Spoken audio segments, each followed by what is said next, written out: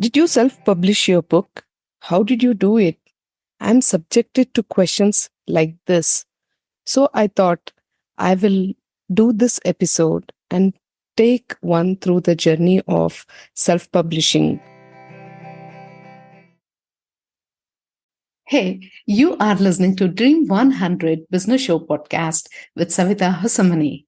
We at Dream 100 Business Show are on a mission to help business owners to move to the next level in their personal and business journey by helping them to make smarter decisions. In this show, we decode what goes on in the minds of successful business owners during challenging times and how they converted their dreams into profitable products or services. In this episode today, we are diving deep into the world of self publishing. I will be sharing my experiences, my challenges along the way of becoming a self published author. All right, now let's kick things off. It all began with a spark of inspiration and a script which was ready in my hand. And of course, the soft copy of it was ready.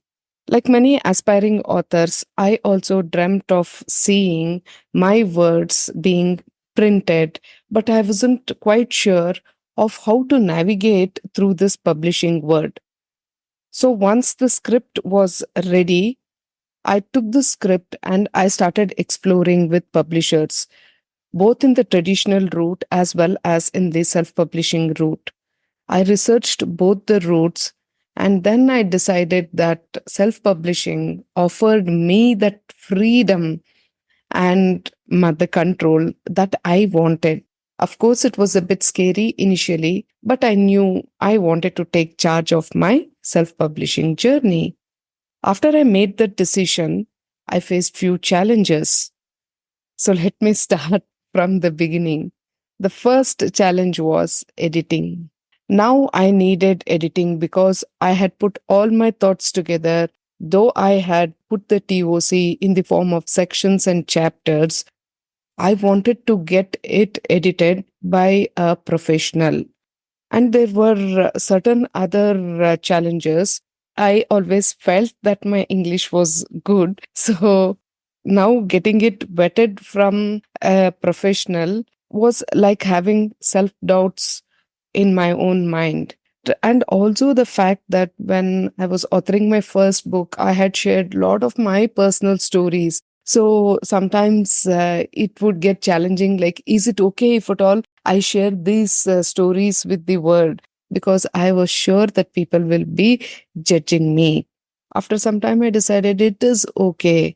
Then I approached a firm which said that they will get the editing and the formatting done along with the ISBN title. So, what is ISBN? It is the International Standard Book Number. With this number, you will have a unique identification number which is assigned to every published book. So, thereby, this can be kept in libraries and readers can easily identify and order the book. So, for self published authors, having a high SBN is crucial for several reasons. So, I decided that I will outsource this part to an agency which can take care of my formatting, my editing. And then I found that I had designed a cover on my own. The agency said that this cover needs to be worked upon more. So then I said, let's go ahead and get it done professionally. Of course, all this came with a cost. And after having done all that, I also, for my first book, I had given the authority to the agency to publish the book on Kindle, and they said that they will be giving me only the PDF version. For printed copies, I had to find my own printer and get it printed. After I decided the price and the size of the book, of course, once the formatting is done, in the formatting, they ask you like what would be the size of the book which you would prefer. The printer also will give you an option where they can adjust the size. But since for me everything was done in the first go, I just went ahead with the printing. After printing is done and the copies are in your hand, now the challenge is a bit different. You have to see to it that you also market and promote the book. And how do you distribute this book? Marketing my self published book was a whole new word for me. Of course, I took to social media, book blogs, and local events wherever I got invited. I also made a mention that I'm a self published author, and thereby gradually I built a reading community so as to get the word out. It was challenging, but also rewarding in its own way. For my first book, I also got a few pre orders done, and thereby the book sales and reviews also came along with it. Monitoring the performance and adjusting the marketing strategies accordingly is also on your plate because you are a self published author.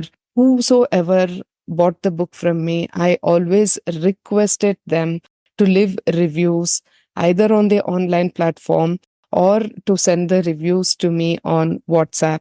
So, this is how the self publishing journey went on. But when I did my second book, I didn't take the help of an agency. I did everything on my own. Of course, for the book cover, I was having a lot of ideas since I had taken the help of a designer in my first book. For the second book, also, I took the help of a person who was almost in the same space as me because he could understand how to bring in the spirituality into business, and that had to be showcased on the book cover. It was a bit challenging, but he did it beautifully, and I was very happy with the outcome. So once the cover design is done, the description and then the ISBN number and the pricing and all of this, I got it done. And the second book, I didn't print it in bulk. It is always print on demand, which I do as and when I get requests for the book. I hope these insights will help self publishing authors to go ahead in the publishing journey. It is, like as I said, challenging, but definitely rewarding. So remember, fellow writers, your publishing journey is uniquely yours. Each one of us have a story to share. Embrace the challenges, celebrate the victories, and never stop chasing your dreams. I am on the road to do my third book, which is all about lead from within, where I am also super excited because I will be sharing all about personal branding and company branding. I am excited. Watch out for my third book as well. And as always, thank you for tuning in. I'm always waiting to hear from you. It is feedback like this which helps me to come out with episodes like this. I had never thought about using this platform to talk about my self publishing journey, but since it came as a request, I'm using this platform. So keep sharing your thoughts on what are the topics which you would like to hear, and I would love to do an episode and a video on it. So until next time, keep writing, keep dreaming, and keep shining bright. Thank you so much for writing in and for listening. And as usual, we are always waiting to hear from you. Thank you so much. This is Savitha Hosamane signing off, and catch you soon in my next episode.